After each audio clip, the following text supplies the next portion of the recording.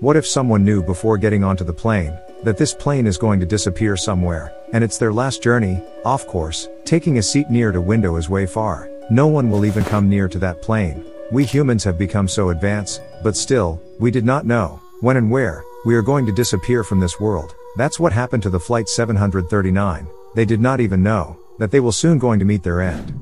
And their end was written in the skies. Flying Tiger Line Flight 739 was a multi-leg charter service that originated at Travis Air Force Base in the U.S. state of California. Its ultimate destination was the Vietnamese city of Saigon, to which it was transporting 96 soldiers. 93 of these were enlisted with the U.S. Army, with the remaining 3 being from South Vietnam. There were also 11 crew members on board, giving a total occupancy of 107 people. In 1962, the Vietnam War was far from over. Indeed, having begun in November 1955, it wouldn't come to an end until almost 2 decades later, in April 1975. The soldiers on board were flying there not to fight, but to help train South Vietnamese forces.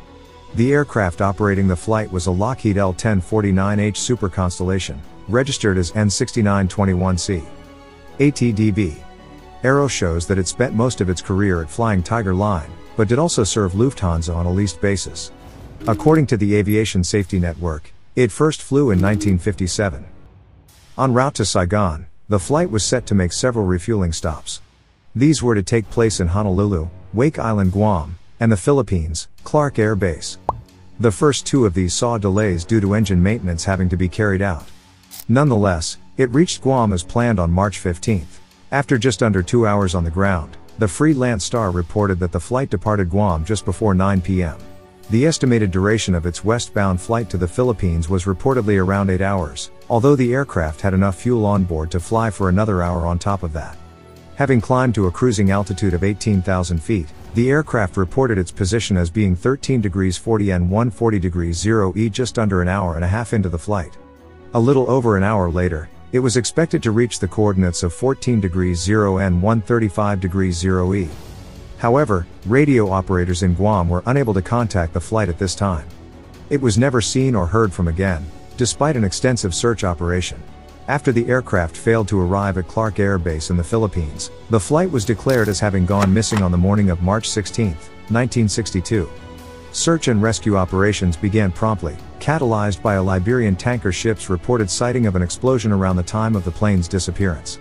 However, despite an 8-day search covering hundreds of thousands of square miles of the Pacific Ocean, no trace of the aircraft or its 107 occupants could ever be found. This presumed death toll made it the worst accident involving the Lockheed L-1049 Super Constellation.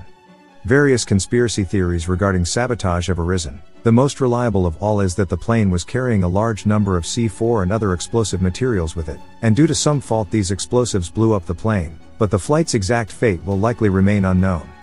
Let's hear from you. What you think? What had happened to the plane?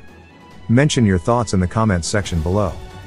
Thank you very much for being there with us. Hope to see you in the next amazing video.